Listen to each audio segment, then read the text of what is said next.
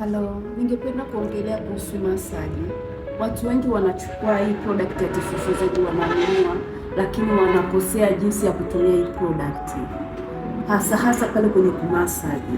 Kwenye kumasaji unatakiwa uwe makini sana kwenye kumasaji, kwa sababu unaweza ukamasaji ukawa unakata nywele zako, hasa kama nywele yako imekatika sehemu hii. Utakiwa kufanya hivi, no. Una masaji kwenda hivi,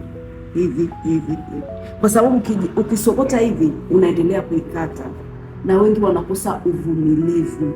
Ukitumia hii product ya T4Z kama nywele yako imekatika, hasa huku mbele, unatakiwa uwe mvumilivu, na wakati unanawa uso unatakiwa ufunge kitambaa mpaka hii sehemu yako nywele yako inaishia, kwa sababu endapo maji yataenda kwenye ile sehemu, kila siku yanaenda, unaosha ile mafuta, kwa hiyo yanakuwa hayafanyi kazi kwa haraka, kwa sababu kila siku unaondoa na kila siku unaweka upya, kwa hiyo yanakuwa hayafanyi kazi.